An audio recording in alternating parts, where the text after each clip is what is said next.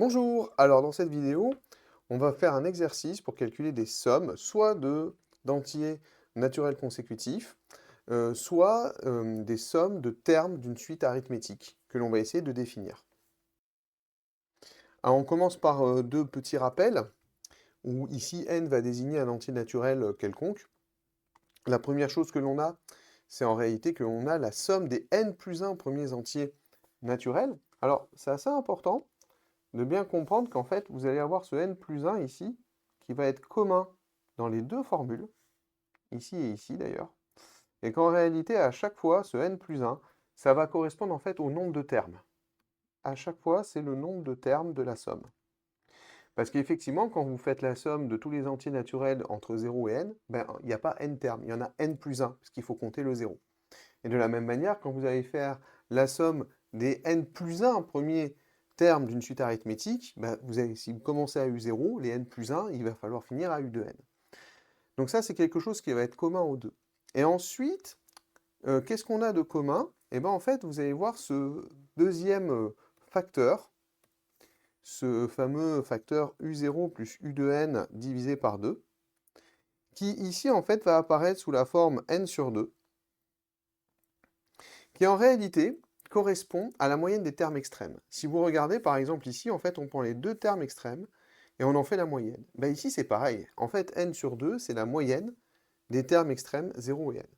Donc on peut toujours retenir, finalement, que quand on a une somme de termes à progression arithmétique, eh ben, en fait, c'est un produit du nombre de termes fois la moyenne des termes extrêmes. Donc ça, c'est un premier point, et c'est une manière en fait de bien retenir ces deux formules. Alors passons maintenant aux exercices, et on va s'occuper pour l'instant de la première question. Donc on nous demande en fait de calculer en fait la somme des 101 premiers entiers naturels. Bon bah là en fait on va pas trop... Là ça va correspondre vraiment à la première formule que l'on a vue, hein. Tout simplement, hein. On va dire que ici R ça va être tout simplement... Donc on avait dit n fois n plus 1 divisé par 2, ici n vaut 100, donc 100 fois 101, le tout divisé par 2. Donc ici, si on fait 100 fois 101, on va obtenir 10 100, que l'on va devoir diviser par 2. Alors je te rappelle que c'est quand même assez important de s'entraîner en fait à calculer, si possible, le plus possible sans calculatrice, parce que bah, maintenant au bac, en première, la calculatrice n'est pas autorisée. Et le calcul, c'est souvent une affaire finalement d'habitude. Et donc on trouve 5050. Jusque-là, tout va bien. Donc là, c'est vraiment une application directe de la formule, en fait, de la somme des premiers entiers naturels. La question 2, en fait, on va avoir en fait deux manières de le faire. La première manière, en fait, ici, c'est de se rendre compte que finalement, un nombre pair, c'est quoi? Un nombre pair, c'est un nombre que l'on peut écrire sous la forme de k, où k est un entier. Et en fait, première manière pour le faire, ce serait en fait de dire que S, bah, finalement, c'est quoi? Bah, c'est 0, c'est le double de 0. 2, c'est le double de 1. 4, c'est le double de 2, etc. Jusqu'au 100, c'est le double de 50.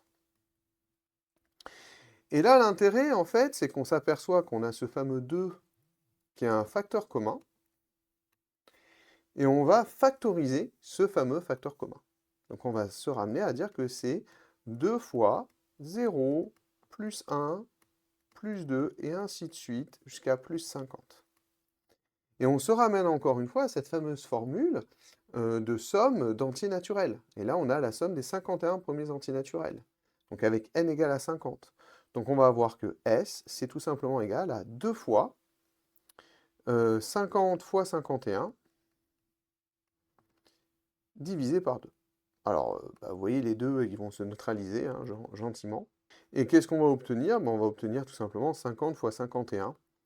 Alors bon, on peut se dire par exemple que c'est 50 fois 50, 2500, plus encore 50, donc 2550. Donc ça, c'est une possibilité, d'accord? Et on a une alternative qui va être intéressante.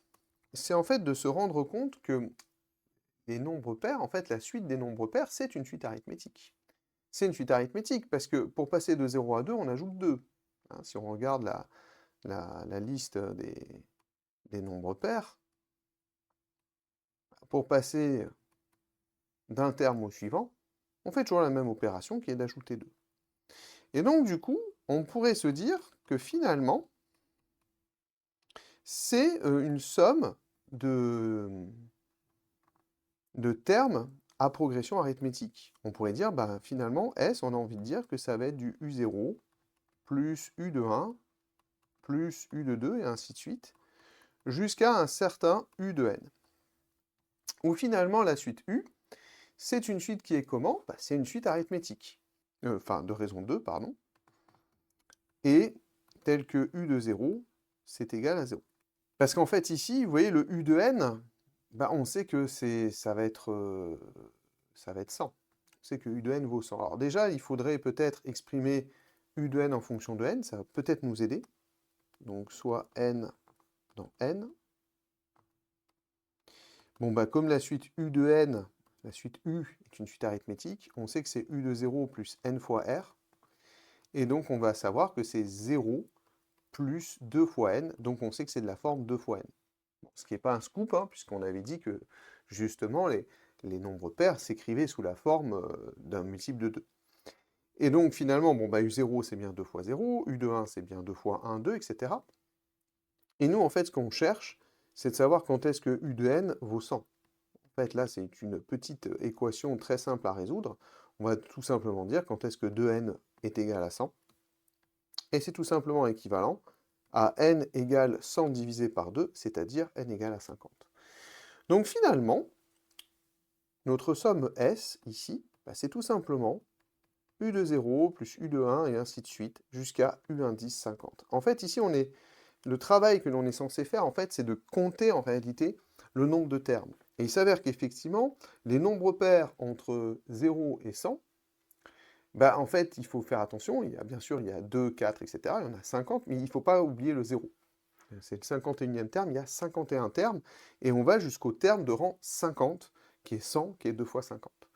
Et là, on va pouvoir utiliser l'autre formule qui nous permet en fait de calculer directement les sommes de termes à progression arithmétique. Donc ici, on sait qu'on a 51 termes, et on va faire la moyenne des termes extrêmes. Or, la moyenne des termes extrêmes, c'est quoi? Bah, c'est U0 plus U indice 50 divisé par 2, mais on les a déjà calculés en fait. Ça va être tout simplement 51, le nombre de termes, multiplié, le terme extrême c'était 0, et le plus grand terme c'était 100, divisé par 2. Et vous voyez qu'on retrouve encore, une deuxième fois, ce 51 fois 50, qui fait 2550. Bon, et maintenant, on va faire le dernier cas. Alors, moi, j'ai quand même une préférence pour dire que, bah, encore une fois, si on regarde la suite des nombres impairs, bah, en fait, c'est une suite arithmétique de raison 2. Donc, en fait, on va s'apercevoir que t, finalement, c'est une somme de termes d'une suite arithmétique à progression arithmétique. Alors, de la même manière, ici, on va dire que V est une suite arithmétique de raison R égale à 2, hein, puisque quand vous passez les nombres impairs, quand ils sont rangés, bah, vous passez de l'un au suivant en ajoutant 2. Et de premier terme, V0 ici qui vaut 1. Alors, encore une fois, on va exprimer V de n en fonction de n. Et comme c'est une suite arithmétique, c'est V0 plus n fois r, c'est-à-dire 1 plus 2 fois n. Et on va essayer en fait de déterminer ce 99 que l'on a ici, de connaître en fait son rang.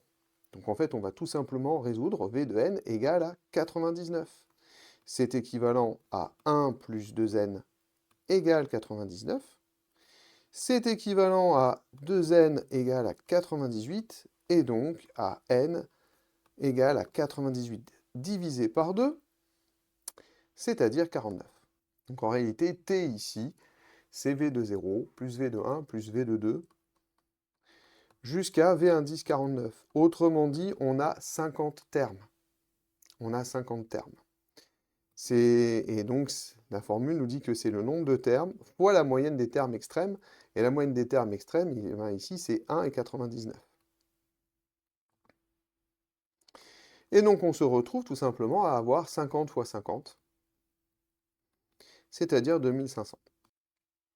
Alors je te propose quand même une méthode alternative pour résoudre le 3, parce que là je viens de résoudre le numéro 3 comme si en fait je n'avais pas résolu les questions 1 et 2.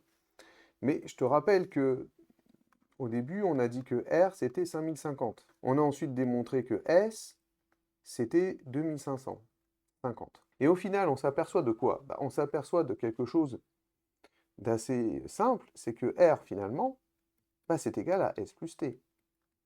Parce qu'un nombre qui est compris, qui est dans les 101 premiers entiers naturels, soit il est pair, soit il est impair. Et il est compris nécessairement entre 0 et 100 inclus. Et donc, si on a remarqué ça, ben on n'avait pas besoin en fait de recalculer t, puisque R on a déjà, c'est 5050, et que S on le connaissait, 2550, et donc finalement on s'aperçoit que t, bah, c'est égal à 5050 moins 2550, autrement dit on retrouve que t c'est égal à 2500.